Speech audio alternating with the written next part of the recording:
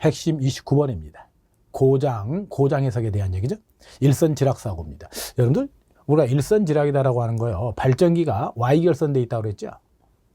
그래서 이렇게 Y결선을 한번 그려보고요. 여기에 걸리는 걸 VA, A상, 얘를 B상, 얘를 C상이다. 여기 오는 전류를 IA, 여기를 IB, 얘를 IC라고 하자. 그랬을 때, 그죠? A상이 지락이 됐다라고 하는 겁니다. 지락을 우리 이렇게 표기하죠. 자, 지락이 되면 여기에 흐르는 전류가 다 이렇게 빠져나가겠죠. 그래서 무슨 전류가 흐르게 돼요? IG다라는 지락 전류가 흐르게 됩니다. 이 지락 전류의 크기를 계산하세요. 이게 시험에 자주 나오죠. 그래서 IG다라고 하는 건 3배의 영상분 전류가 되죠. 또는 얘 같은 경우는 이렇게도 표기했던 겁니다. 영상분 임피던스 플러스 정상분 임피던스 플러스 역상분 임피던스 분의 3배의 지락된 상해 전압. 우리가 A상을 지락됐다라고 얘기했으니 그죠? EA 이게 무슨 전압이라는 게 중요해요. 상전압이다라고 하는 게 중요하게 됩니다. 그래서 여러분이 이거 정도는 꼭 좀 숙지를 하셔야 되죠. 자, 그래서 이걸 지금 여기다 써놓고 있는 거고요. 자, 그 다음에 다음을 한번 보도록 하죠. 이선지락 그랬네요. 자, 이선지락이다라고 하는 건 이렇게 보면 얘기가 되겠죠. 자, 이렇게 됐어요. 자, 이렇게 됐는데 예를 들어서 이놈하고요. 이놈이 이렇게 지락이 됐다라고 보자는 거죠. 자, 얘가 지락이 되면 이게 지금 마찬가지로 VA A상이죠. 얘가 B상이 되고요. 얘가 C상이 됩니다. 여기 오는 전류를 IA, 얘를 IB, 얘를 IC다라고 얘기한다면 IA는 0이 되겠죠. 얘는 개방이 돼 버릴 거니까요. 자, 그렇게 되면 B상이 대지와 단락된 거와 똑같죠. 그럼 여기는 지락 전류, 고장 전류가 흐르겠죠.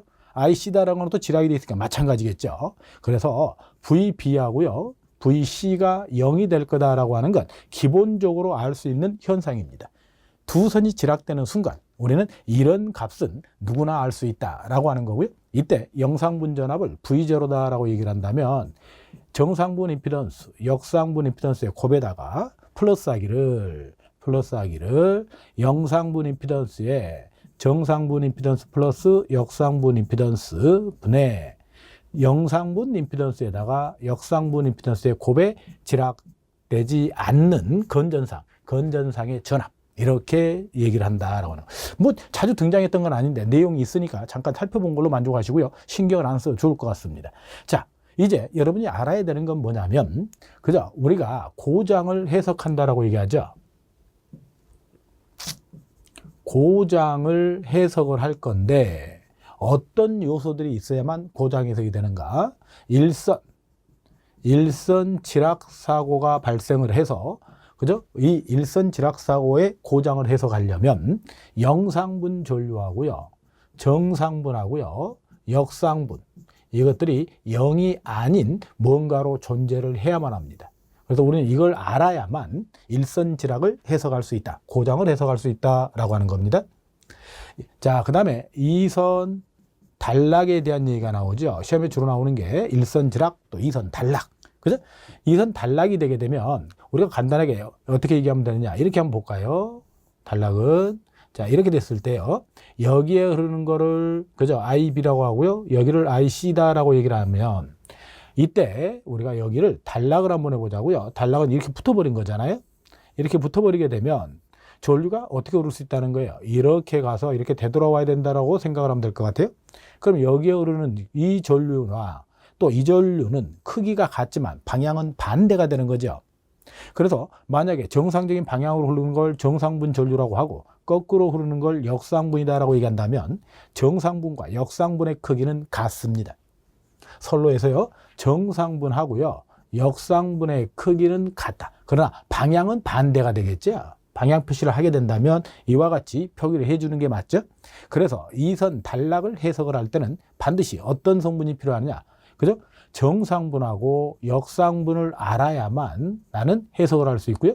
일선 지락을 할 때는 정상분하고요, 영상분하고요, 역상분 이 세 개의 크기를 다 알아야만 한다라는 얘기입니다.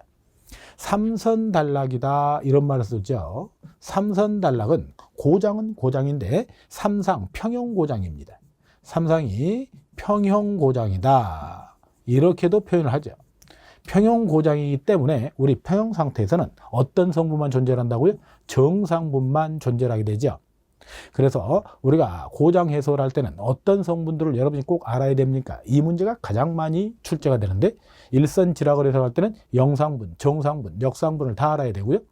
이선 단락을 해석할 때는 정상분과 역상분을 알아야 되고요. 삼선 단락을 해석할 때는 정상분만 알면 된다. 이렇게 표현하면 될 것 같아요. 자, 다음으로 한번 가보도록 할게요. 자, 이제 예제입니다. 삼상 동기발전기 단자에서 삼상 동기발전기라고 그랬죠? 고장 전류를 계산하고자 한다. 그러면 영상분 전류, 영상이죠. 정상분 전류, 역상분 전류, 세 개가 다 필요한 거죠. 어떤 고장을 해석할 때 세 개가 다 필요하다고요? 일선 지락이다 라고 얘기했던 거죠. 일선 지락. 그래서 우리가 답을 1번항으로 가져갈 수 있습니다. 예제 2번입니다. 일선 접지 고장을 하겠다. 자, 접지라고 얘기하죠. 접지요. 자, 접지다라는 말이요. 그죠? 이거는 뭐 보호 목적이긴 한데요. 원래는 지락 이렇게 표현하는 게 맞겠죠? 또는 같은 용어로요. 지기 이런 표현을 쓰는 게 맞습니다. 얘 같은 경우는 우리가 일반적으로 고장의 개념이죠. 고장. 그죠? 얘 접지다라고 하는 건 보호 개념으로 많이 쓰죠.